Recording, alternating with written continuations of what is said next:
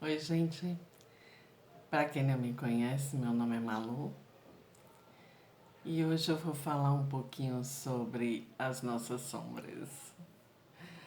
Para a psicanálise, as sombras, elas são aquelas situações, coisas, sentimentos que tudo foi negado e que está recalcado e que está escondido do indivíduo.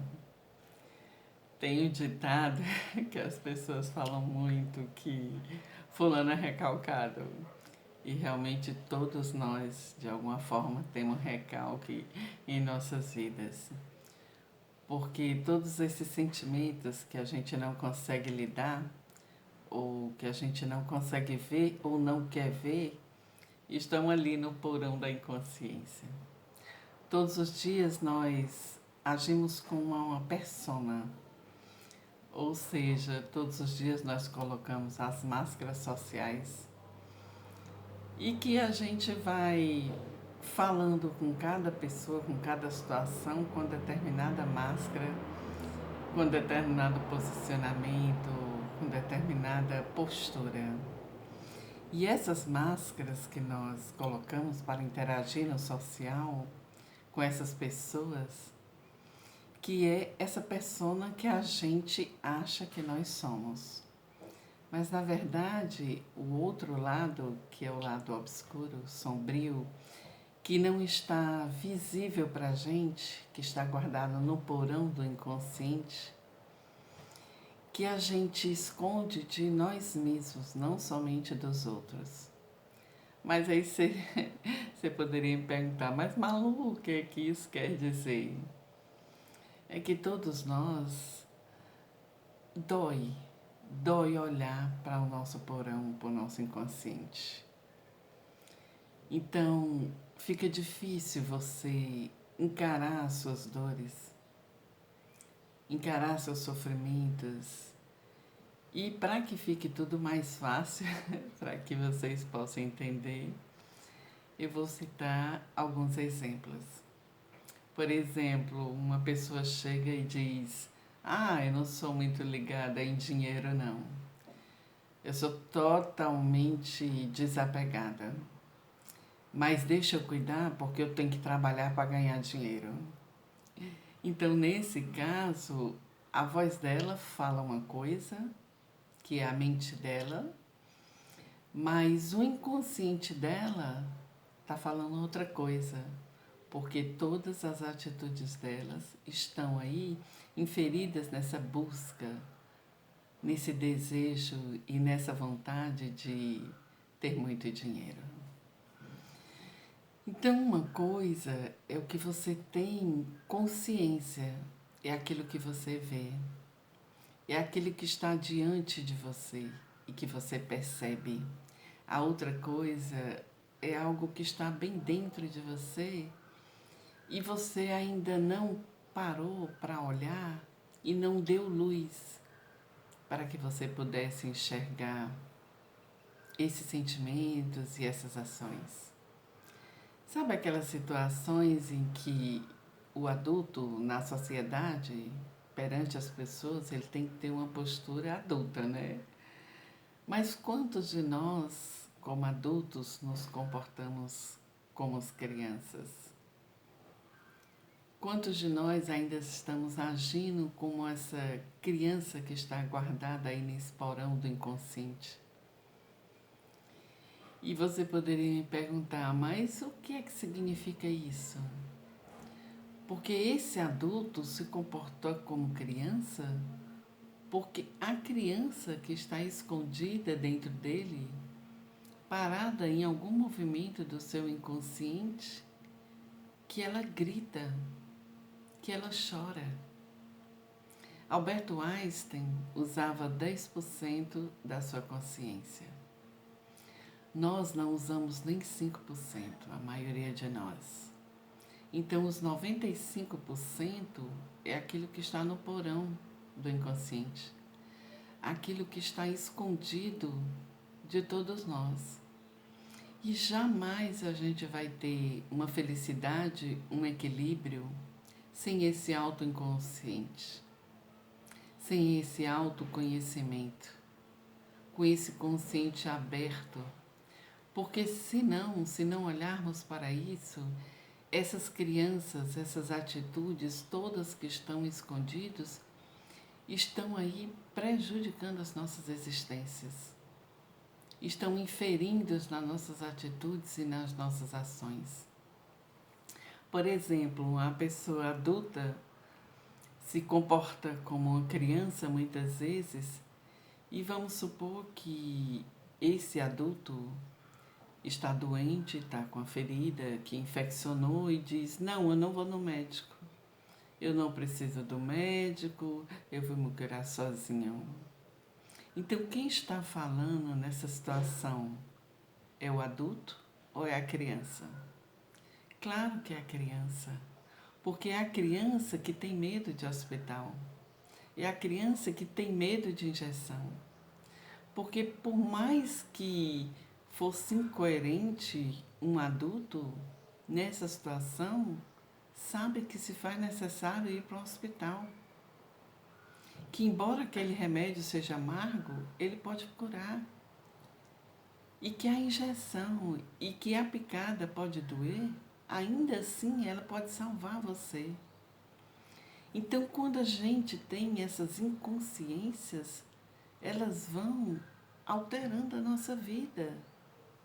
Essa criança fica presa nesse inconsciente, que é essa outra persona, que são as nossas sombras, ficam presos, mandando e desmandando em nossas vidas. E a gente não tem a noção disso. E eu, particularmente, gosto muito de dar exemplos, porque eu acredito que o exemplo faz com que você fica mais fácil para que você tenha compreensão. Vamos supor que um rapaz namora com a menina e todos os padrões das relações deles são pessoas que passam chifre nele. Então, se ele já passou por uma situação e que ele foi chifrado, e ele entra noutra relação, e ele foi chifrado, e ele permanece nesse tipo de situação, é porque existe ali uma situação no inconsciente dele que ele não olhou, ou que ele não quer ver. E isso traz sofrimento para ele. Sabe aquela garota que sempre namora homens ciumentos, possessivos, raivosos? E todas as relações delas são dessa forma? E embora cause dor, ela permaneça nessa situação? Então, por que ela permanece nessa situação? O que ocasiona para que ela continue nisso, nesse padrão? E nesse padrão que se repete todas as vezes. E enquanto você não olhar para essa crença que está movimentando esse padrão, para que ele possa ser alterado, para que ele possa ser modificado, você tem que se questionar: o que é que eu estou fazendo, ou o que eu não estou fazendo, ou o que eu não estou conseguindo ver, que está ocasionando essa repetição de padrões? Em que parte da minha vida algo aconteceu para que eu acreditasse que eu tenho que viver essa experiência na minha vida? Será que foi alguém da minha família?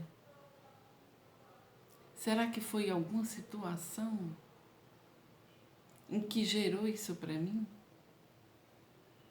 Será que na autoestima dessa pessoa, você acha que uma pessoa que tem autoestima, ela vai se sujeitar a esse tipo de padrão? Não vai. Ela não necessita de uma relação desse jeito.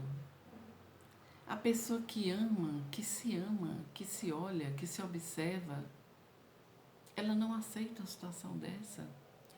Mas existem coisas dentro do nosso inconsciente que a gente viveu em outras épocas, seja daqui a um ano, seja na infância, ou em que tempo for, que continua movimentando esse padrão. Tipo, aceitando essas traições, aceitando essas violências, porque a gente não conseguiu olhar. Gente, as sombras todos nós temos, mas se a gente não mergulhar nisso e ter um olhar aí para saber o porquê que nós fazemos determinadas situações, isso não vai se transformar.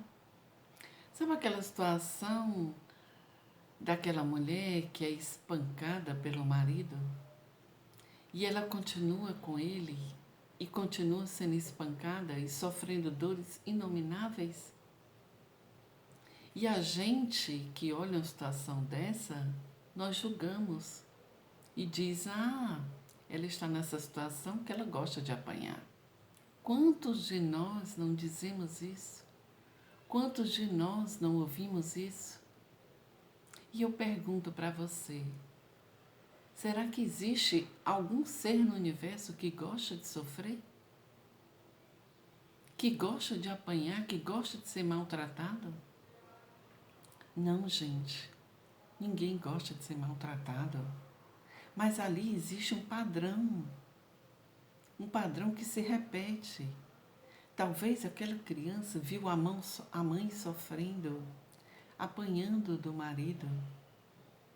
E ela aceitou aquilo ali, entendendo que para ter um amor, se faz necessário receber essa violência.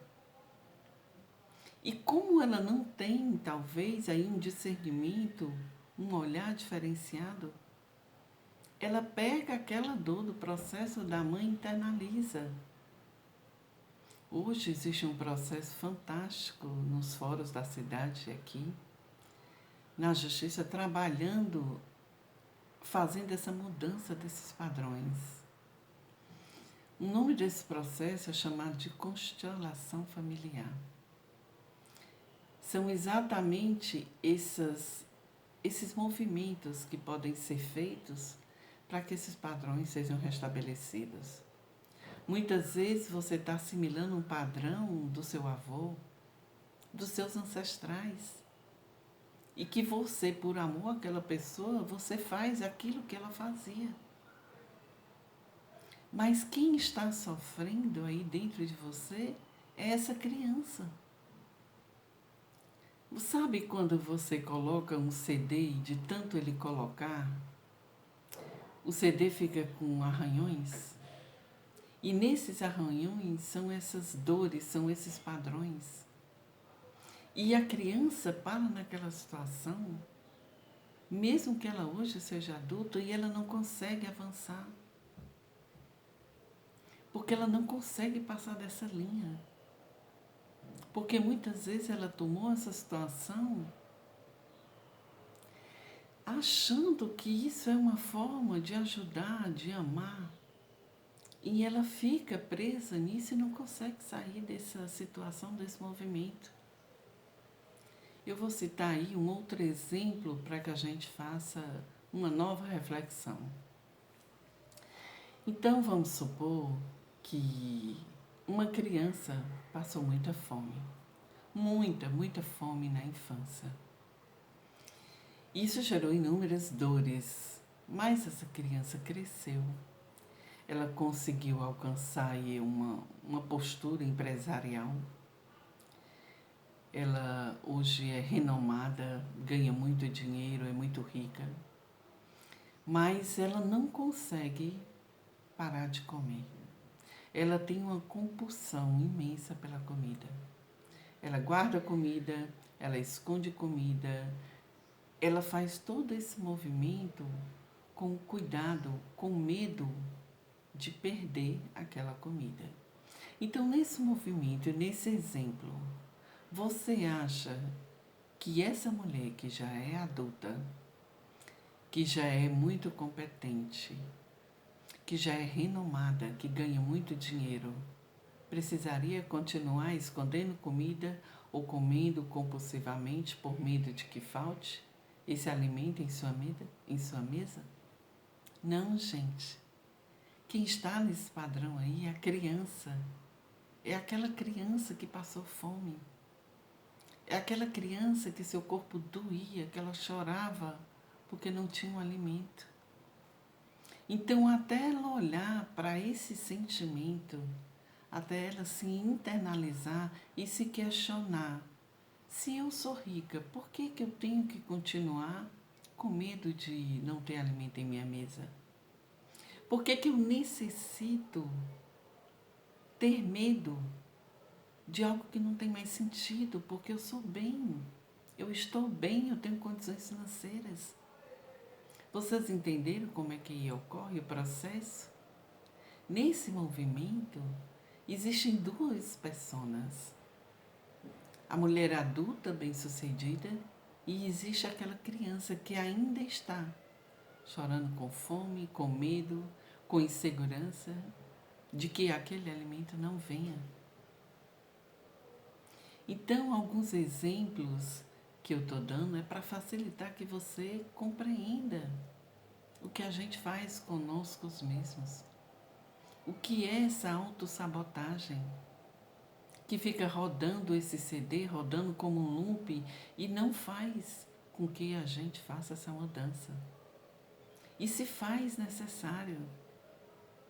E eu recomendo que seja feito sim uma terapia, uma constelação familiar, uma terapia energética, porque mesmo que essa pessoa chegue a 80, 90 anos, essas coisas que estão guardadas nesse porão vão continuar influenciando a vida dela, acabando, na verdade, suas vidas e trazendo mais dores.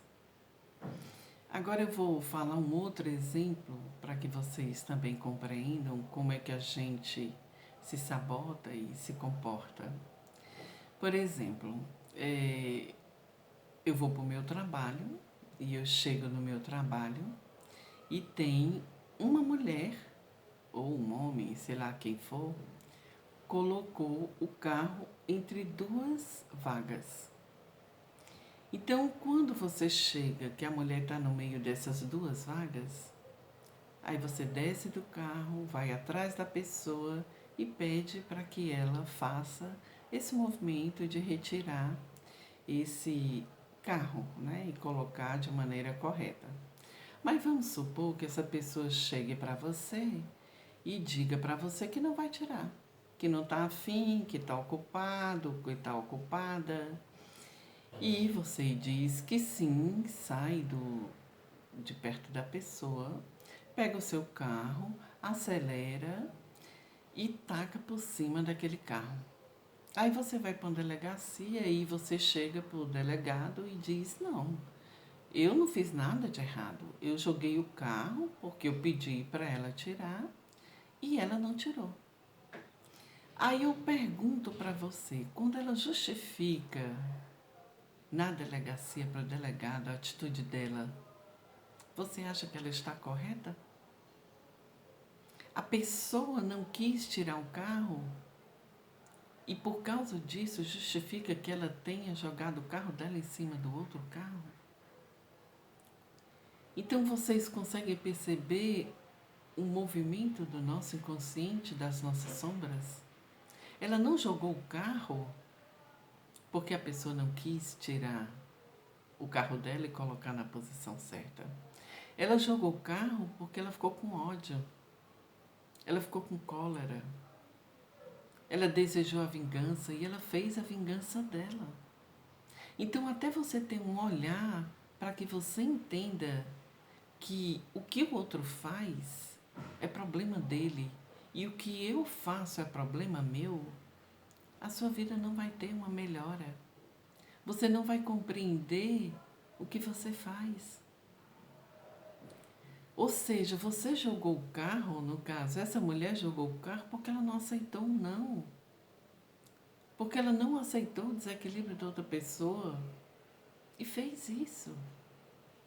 É o mesmo caso com aquela mulher que é bem casada, que é bem estruturada, que é equilibrada, Mas de repente o marido chega em casa e vira para ela que está apaixonado por outra pessoa e vai embora, sem dar a menor satisfação. Então, se essa pessoa for uma pessoa consciente, ela vai permanecer com o equilíbrio que ela tinha. Porque a atitude do outro não infere na atitude dela, ou seja, ela não vai mudar independente da atitude do outro. Mas se ela tiver nessa inconsciência, ela vai começar a se vingar. Ela vai proibir que o marido veja os filhos. Ela vai colocar na justiça. Ela vai infernizar a vida do marido. Então vocês entenderam como é que a gente se sabota? E a gente vai falar para os nossos amigos, para as pessoas que a gente conhece, para os nossos familiares, que a culpa toda das atitudes dela é dele. Será que é dele a culpa? Ou a atitude minha é responsabilidade minha? Fui eu que me vinguei. Fui eu que proibi que meu marido, que eu vivi vários anos e que eu fui muito feliz, não pudesse ver os seus filhos. Então você passou uma vida inteira com seu marido, que você julgava e que era maravilhoso e tudo, e no dia que ele se envolve com outra pessoa emocionalmente e é honesto com você, sai de casa e você diz que a culpa é dele. Será que a culpa é dele? Esses sentimentos que afloraram em você, a culpa é dele? Não. Esses sentimentos são seus. Não foi a atitude dele que fez você fazer isso, foi você que fez. Então tudo isso aí que você fez está dentro de você. O outro não tem nada a ver com o que você faz da sua vida, do que você fala ou de como você age. Você faz dessa forma por causa de vingança, porque você tem ódio dentro de você, porque você tem raiva, porque você não suportou o abandono. Você faz isso também porque não tem autoestima, porque você não se ama. Porque se você se amasse, se você gostasse de você, o que ele fez não teria essa repercussão em você. Então a responsabilidade é do outro, é sua, de não se amar. Gente, qualquer um de nós pode se apaixonar em qualquer momento. Você pode se apaixonar. Então, quando você compreender isso, esses porões que a gente se encontra, você certamente vai fazer uma mudança na sua vida. Porque muitas vezes as pessoas namoram as pessoas fazendo uma imagem real delas, do desejo que a gente tem, não do que ela realmente é.